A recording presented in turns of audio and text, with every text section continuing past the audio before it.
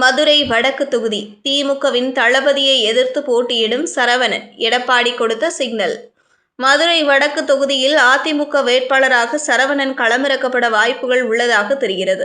மதுரை வடக்கு தொகுதியில் எடப்பாடி பழனிசாமி சுற்றுப்பயணம் மேற்கொண்ட நிலையில் அதற்கான முழு ஏற்பாடுகளை சரவணன் மேற்கொண்டிருந்தார். இதனால் திமுகவின் தளபதிக்கு எதிராக மீண்டும் சரவணன் களமிறக்கப்படலாம் என்ற பேச்சுக்கள் அதிகரித்துள்ளன. மதுரையில் அதிமுக பொதுச் செயலாளர் எடப்பாடி பழனிசாமி 4 நாட்கள் சுற்றுப்பயணம் மேற்கொண்டு வருகிறார். முதல் நாளில் திருப்பரங்குன்றம் தொகுதியில் மக்களை சந்தித்த எடப்பாடி பழனிசாமி 2வது நாளான நேற்று தொழிலதிபர்கள், சிறு குறு தொழில் நிறுவன முதலீட்டாளர்களை சந்தித்தார். இதன்பின் மதுரை வடக்கு மற்றும் மேலூர் தொகுதிகளில் எடப்பாடி பழனிசாமி சுற்றுப்பயணம் மேற்கொண்டார். எடப்பாடி பழனிசாமியின் சுற்றுப்பயணத்திற்காக மதுரையின் பல்வேறு பகுதிகளில் இருந்து பெண்கள் அழைத்து செல்லப்பட்டனர். அவர்களை அதிமுக நிர்வாகிகள் ஒருங்கிணைத்து சென்றனர். இதனிடையே மதுரை வடக்கு தொகுதியில் எடப்பாடி பழனிசாமி சுற்றுப்பயணத்திற்கான ஏற்பாடுகளை மதுரை மாவட்டத்தின் முக்கிய அதிமுக நிர்வாகியான சரவணன் செய்திருக்கிறார். எங்கு திரும்பினாலும் எடப்பாடி பழனிசாமியை வரவேற்று அமைச்சர்களுடன் தனது புகைப்படத்தை பேனராக சரவணன் வைத்திருக்கிறார். 2021ஆம் ஆண்டு சட்டசபை தேர்தலில் மதுரை வடக்கு தொகுதியை அதிமுக பாஜகவுக்கு ஒதுக்கியது. 2 முறை அதிமுக மதுரை வடக்கு தொகுதியில் வென்ற போதும் பாஜகவுக்கு கொடுத்தது.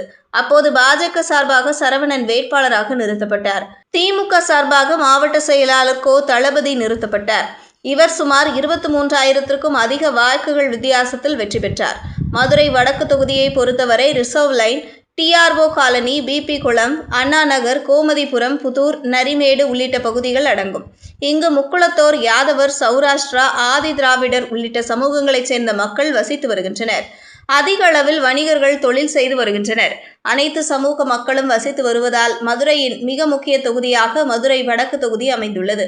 இந்த முறையும் திமுக சார்பாக தளபதிக்கு வாய்ப்பு அளிக்கப்படும் என்பது கிட்டத்தட்ட உறுதியாகியிருக்கிறது. ஏற்கனவே ஜனவரி மாதம் தளபதி ஆதரவாளர்கள் அடித்த போஸ்டர் மூலமாக உறுதி செய்தனர். இந்த நிலையில் இம்முறையும் தளபதியை எதிர்த்து மீண்டும் சரவணன் களமிறங்க உள்ளது உறுதியாக இருப்பதாக பார்க்கப்படுகிறது. மதுரை சரவணன் பல்வேறு கட்சிகளில் இருந்திருந்தாலும் தற்போது அதிமுகவில் தீவிரமாக பணியாற்றி வருகிறார். நாடாளுமன்ற தேர்தலின் போதே அதிமுகவின் உட்கட்சி பூசல் காரணமாக சரவணன் 3வது இடத்திற்கு தள்ளப்பட்டார். இம்முறை சரவணன் அதை சரி செய்தால் மட்டுமே மதுரை வடக்கு தொகுதியில் வெற்றி பெறுவதை பற்றி சிந்திக்க முடியும். ஏற்கனவே செல்லூர் ராஜு, RB உதயகுமார், ராஜன் செல்லப்பா ஆகியோருக்கும் சரவணன் தரப்புக்கும் நல்ல நட்பு இல்லை என்று அதிமுக வட்டாரங்களில் பேச்சுக்கள் அடிபடுகின்றன. இதனால் தேர்தல் பணிகள் சரவணனுக்கு கை கொடுத்தால் மதுரை வடக்கை அதிமுக கைப்பற்ற வாய்ப்புகள் உள்ளது.